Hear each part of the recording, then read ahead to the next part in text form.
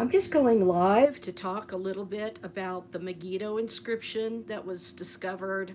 And this has been a little while ago, but they have brought this exhibit to the Bible Museum in Washington, D.C., and they have the mosaic tiles at the Bible Museum that you can go and see the exhibit displaying this incredible mosaic floor from centuries ago that actually acknowledged Jesus Christ as God. And this is such a amazing situation with this discovery. So I'm going to show you some of the designs of the mosaic floor at the Bible Museum. You can see this floor, and this is what they brought here from the dig at Megiddo. So it's pretty exciting stuff. But let's just talk about it a little bit. Actually, maybe I'll just show you the pictures first. That was the first picture. And then this is another picture when they discovered the mosaic. And you can see this here. Pretty exciting. So I'll tell you what it says after I show you all the pictures here. And this is the most important one, because this one mentions the God Jesus Christ. It actually acknowledges Jesus Christ is God. So it's very unusual in that aspect to find this on the floor. And this one here is the mosaic artist Brudius. So this is all the little tiles that they put in the floor to make this incredible, unique design. Let's see, I think I may have printed that one. Oh, here. Yeah, that's the same one. But I'll show you in the middle of this, of the mosaic floor, is two fish. One of the miracles of Jesus that I talked about in my book, the almond tree, Aaron's rod, the Messiah, King of Israel, which is pretty stunning. So I guess that was the end of that. I thought I had a close-up of that, but there's the fish right there in the center. Move it this way.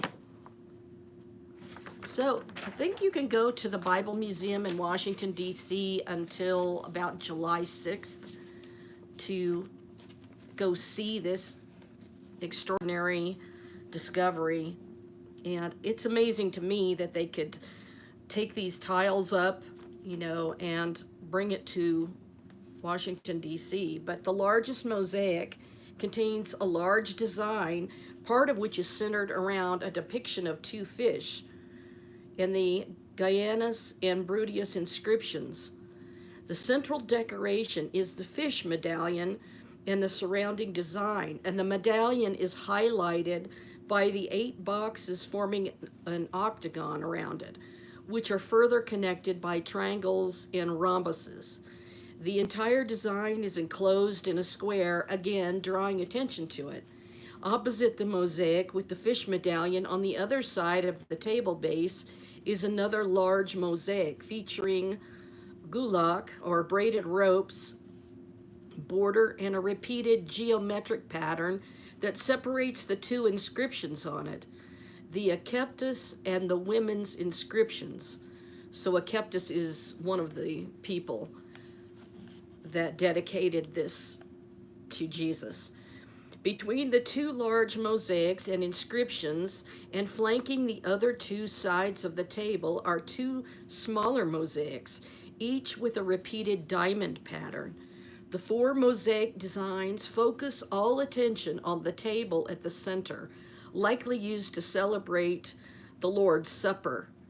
The inscriptions are also positioned in such a way as to be read by people standing around the table. The geometric shapes and patterns from the borders to the octagonal boxes convey ideas of eternity, symmetry, and perfection. Now, it lists these people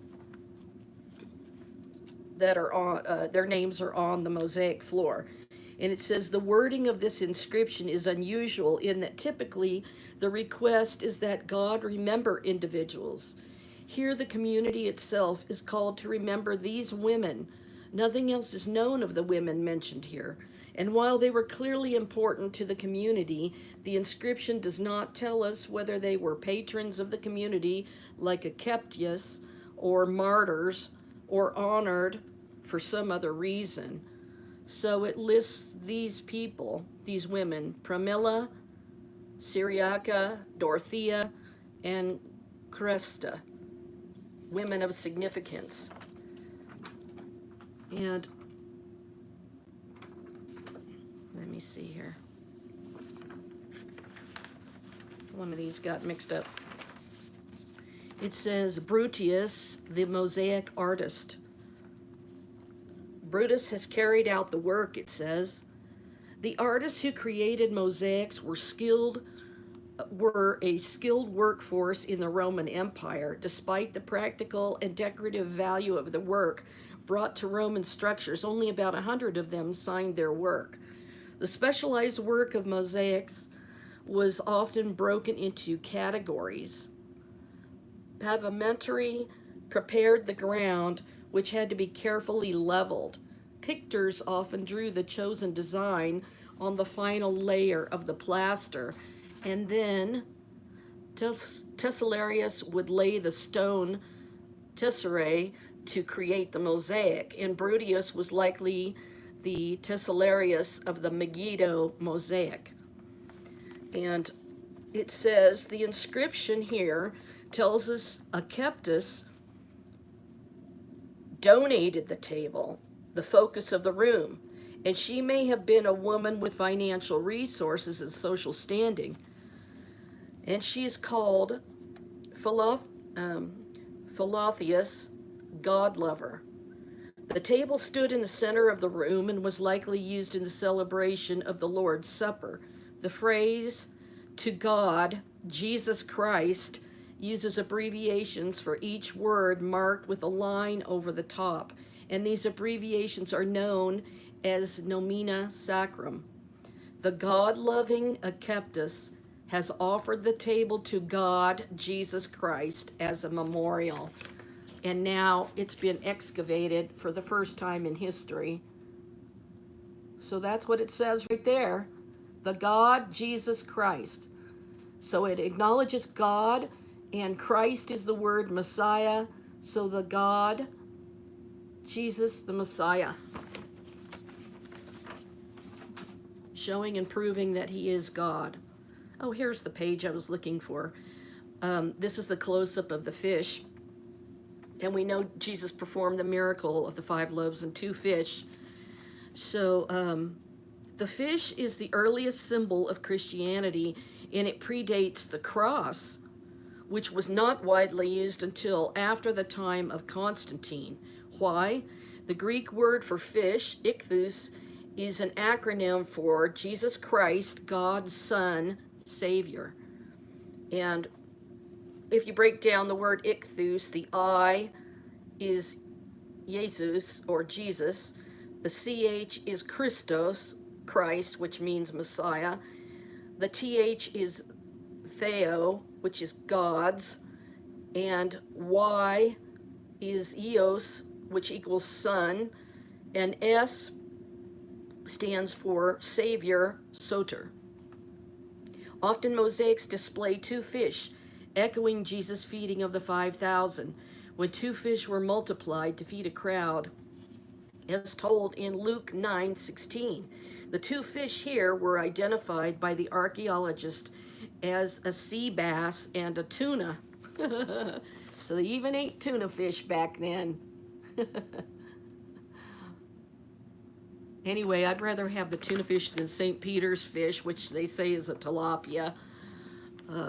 I tasted that one time at Red Lobster. It was horrible. It tasted like it'd been swimming in a fish pond. So the last thing it says is Gaianus, also called Porphyrius, centurion, our brother, has made the Mosaic at his own expense as an act of generosity. Gaianus is a Latin name, but his colloquial name, Porphyrius, is Greek, and this could indicate that he came from one of the eastern provinces.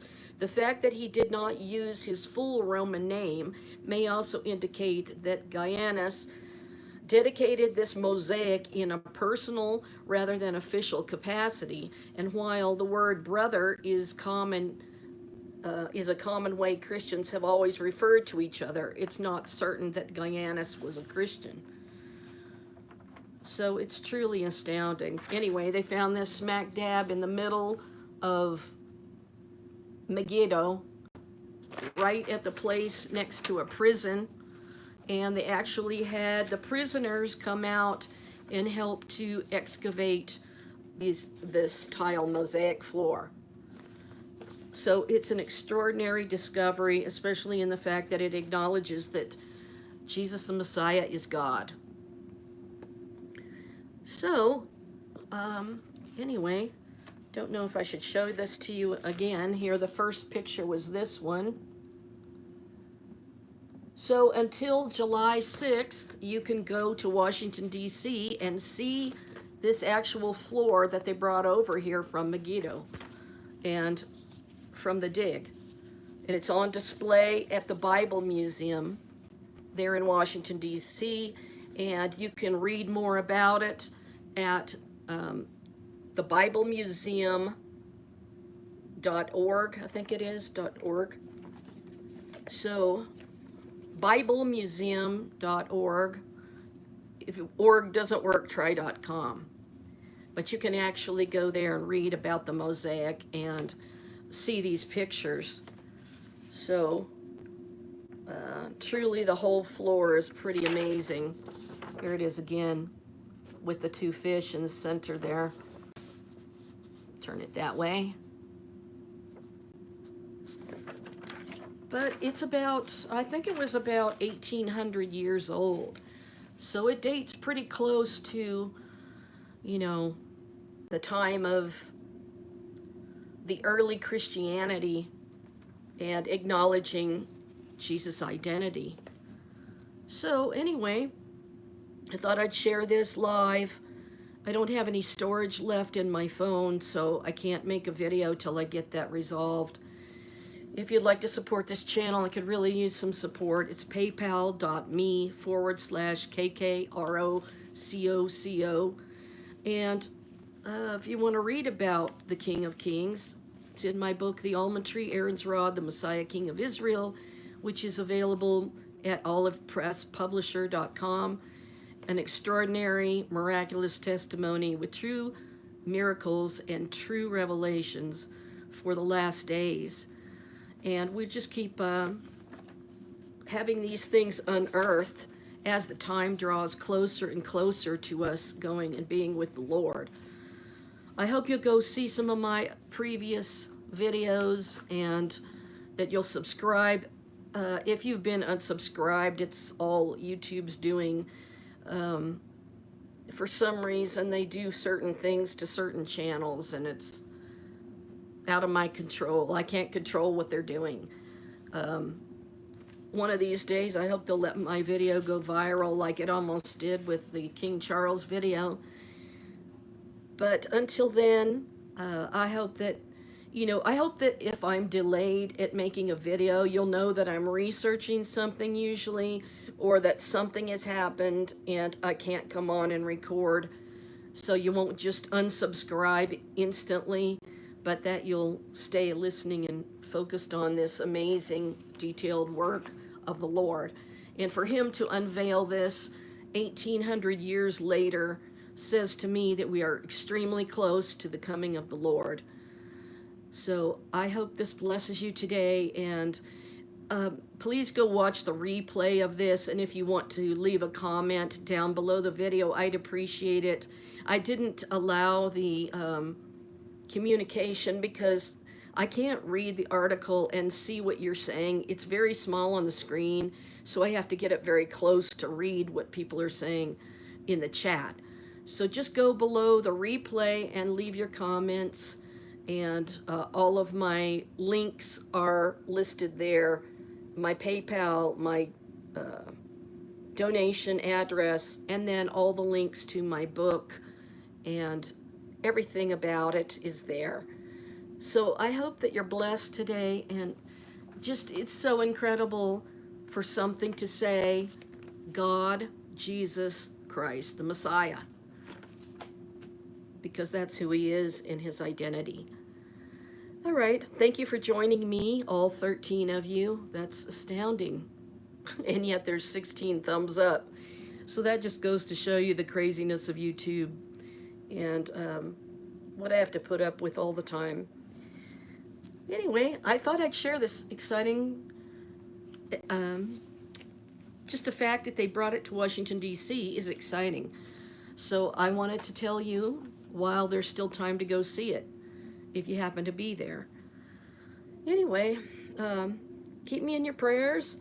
Thank you so much. I've got a lot I've got to do today to deal with storage unit stuff and all of that, so keep me in your prayers. Thank you so much.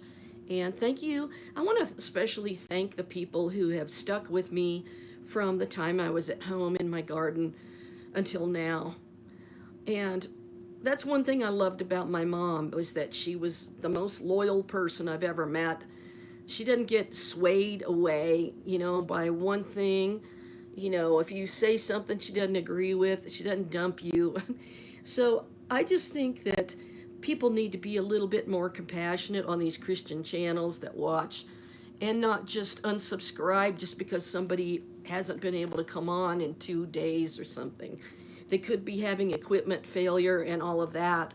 So please show mercy to people, and don't automatically assume that you know what I'm thinking based on some quick reply in a comment section or something like that, because it's pretty bad to judge people from the comments section. So anyway, that's all I had to say. I hope that you enjoyed hearing this. Please go watch the replay and leave comments below there. I'll talk to you later, guys. Shalom for now. Have a good day. I got to get going because I've got to go deal with this somehow by myself. Pray for me. Thanks, guys. Good night or good afternoon.